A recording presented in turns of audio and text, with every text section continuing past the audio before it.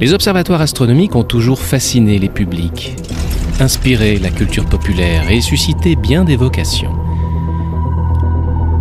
Mais le récit passionnant des découvertes scientifiques qui ont eu lieu nous fait souvent oublier les vicissitudes politiques et économiques que ces observatoires ont traversées ou même dont ils sont le fruit. Pour l'illustrer, je vous emmène aux observatoires de Paris, de Besançon, de Strasbourg et du Pic du Midi, dans les coulisses de ces lieux de science.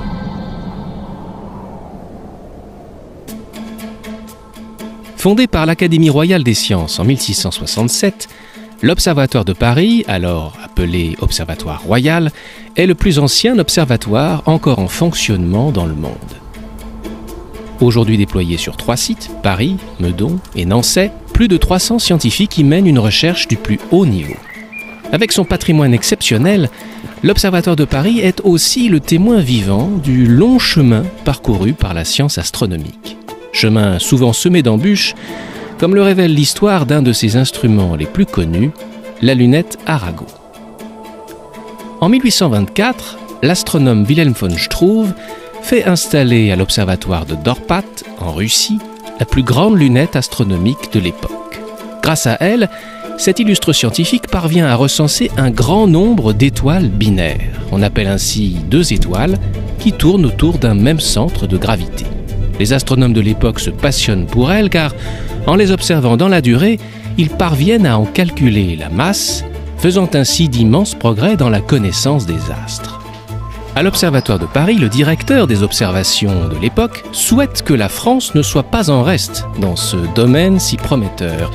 Il veut doter l'observatoire d'une lunette équatoriale encore plus puissante que celle installée à Dorpat. Ce directeur, physicien et astronome, c'est François Arago. Arago décide de doter l'observatoire d'une grande lunette pour observer les étoiles doubles. On est là dans les années 1830, mais il va mettre plusieurs années avant de convaincre la Chambre des députés de financer l'opération. C'est des sommes, on parle de plusieurs centaines de milliers de francs, ce qui, en euros contemporains, donnerait des sommes de plusieurs millions d'euros. Il va voir les députés, il leur demande à plusieurs reprises de l'argent, il va mettre 5 ans avant de réunir la somme suffisante pour construire la coupole.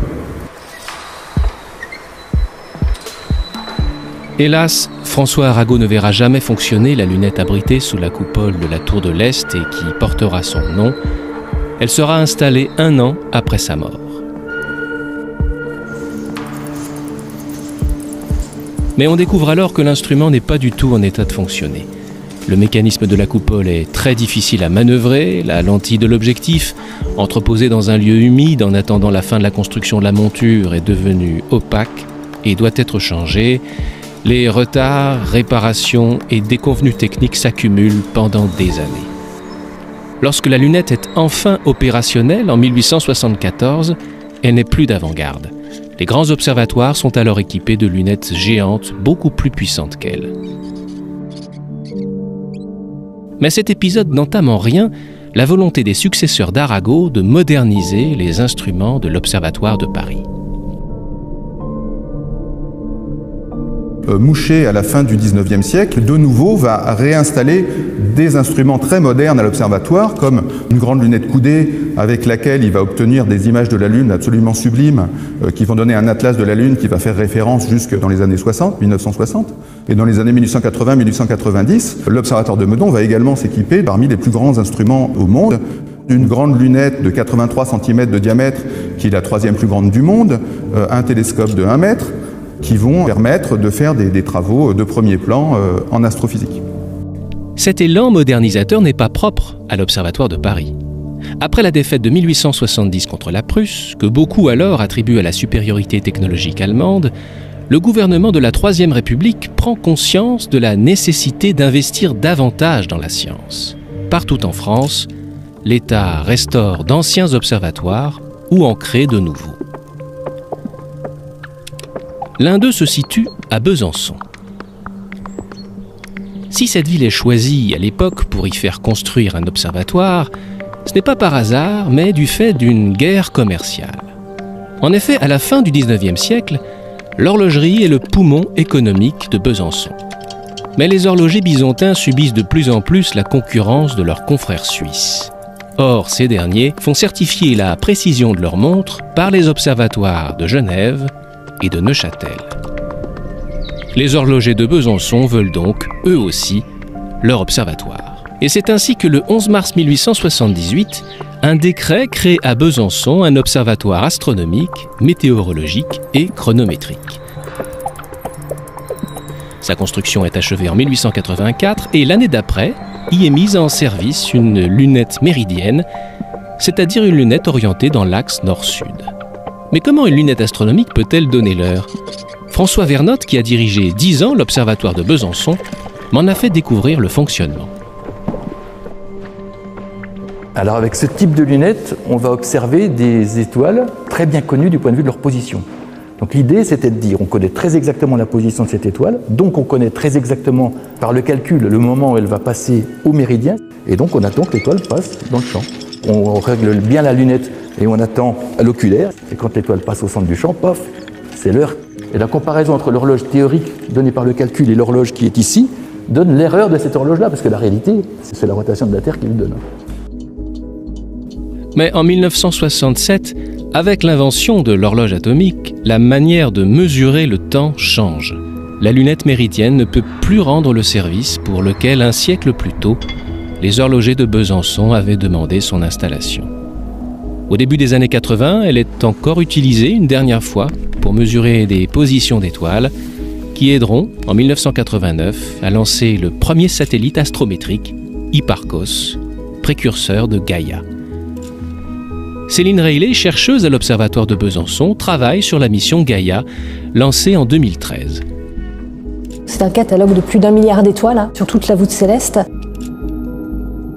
Avant que ce catalogue soit rendu public et utilisé par la communauté scientifique, je compare les données avec un modèle assez précis de la galaxie pour m'assurer qu'il n'y a pas des choses vraiment très bizarres dans les données. Je m'intéresse aussi beaucoup aux naines brunes et aux étoiles de petite masse qui sont les étoiles majoritaires dans la galaxie. J'ai également travaillé sur des mouvements des étoiles au voisinage du Soleil. Tout ceci avec les données les plus incroyables qui existent aujourd'hui.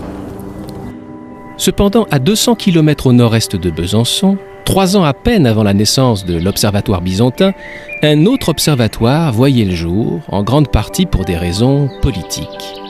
Installé à une vingtaine de minutes à pied de la cathédrale, l'actuel observatoire astronomique de Strasbourg doit en effet son existence à nos voisins allemands. Après la guerre franco-prussienne de 1870, l'Alsace-Moselle est cédée au tout nouvel empire allemand. L'empereur Guillaume Ier et son chancelier Bismarck veulent faire de Strasbourg une vitrine intellectuelle de la puissance allemande. Ils y installent une université, dotée d'un jardin botanique et d'un observatoire, inauguré en septembre 1881.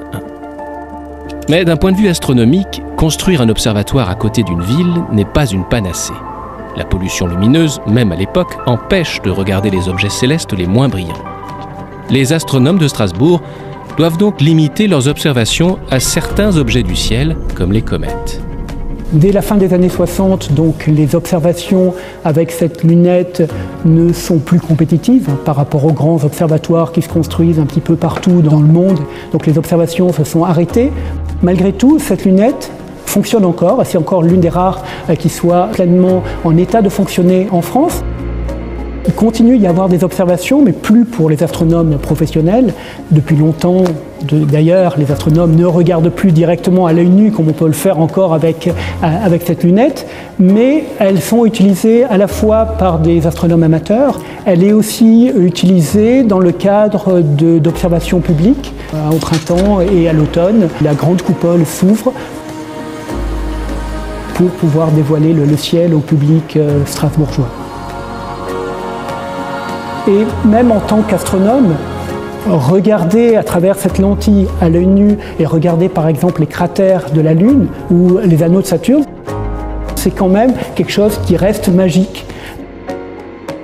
Cependant, si on n'y a fait que peu d'observations, l'Observatoire de Strasbourg héberge encore aujourd'hui de nombreuses équipes de recherche et recèle un véritable trésor numérique. Quelque chose qui est connu de tous les astronomes du monde entier, c'est que l'Observatoire héberge le centre de données de Strasbourg, qui avec ses serveurs fournit gratuitement à la communauté astronomique mondiale les images de référence de l'astronomie. Et c'est un service qui est unique dans le monde. Si, comme celui de Strasbourg, la plupart des observatoires établis dans des villes universitaires ne font plus d'observations aujourd'hui, certains de ceux installés dans des sites astronomiques continuent de scruter les étoiles.